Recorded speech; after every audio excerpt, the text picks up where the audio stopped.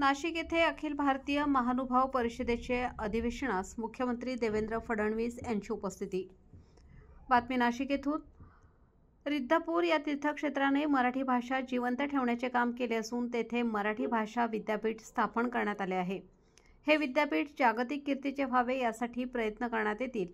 यासोबतच महानुभाव पंथाच्या समस्या सोडवण्यात येतील अशी ग्वाही मुख्यमंत्री देवेंद्र फडणवीस यांनी दिली। येथील जयशंकर लॉन्स येथे आयोजित अखिल भारतीय महानुभाव परिषदेच्या 38व्या अधिवेशनात ते बोलत होते। यावेळी जलसंपदा मंत्री गिरीश महाजन, शालेय शिक्षण मंत्री दादाजी भुसे, खासदार भास्कर बगरे, आमदार प्रवीण तायडे, आमदार अमोल जावळे, आमदार दिलीप बनकर, आमदार देवयानी फरांदे, आमदार सीमा हिरे, माजी आमदार बाळासाहेब सानप, परिषदेचे नवनिर्वाचित राष्ट्रीय अध्यक्ष मोहन कारंजेकर बाबा, महंत सुकेणकर बाबा, महंत चिरडे बाबा, महंत कृष्णराज बाबा मराठे, प्रकाश नन्नावरे, दत्ता गायकवाड आदी उपस्थित होते। मुख्यमंत्री फडणवीस पुढे म्हणाले की सर्वज्ञ चक्रधर स्वामी यांनी देशातील सामान्य माणसाला आध्यात्मिक दिशा दाखवण्यासोबतच समाजात समता स्थापन करण्याचा विचार दिला। त्यांनी आपल्या साहित्याने मराठी भाषा समृद्ध केली। महानुभाव विचारांबरोबरच मराठी भाषेला अभिजात भाषा म्हणून रुजविण्याचे कामही केले।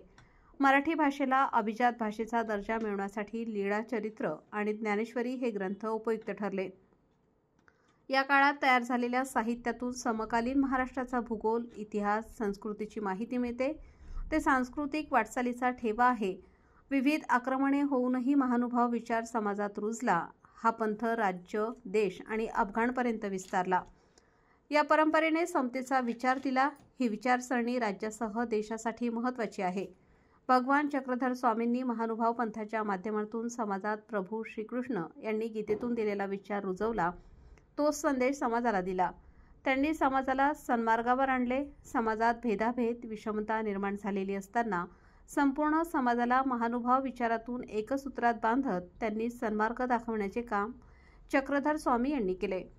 मुख्यमंत्री झाल्यावर महानुभाव पंथाच्या स्थळांचा विकास सुरू केला।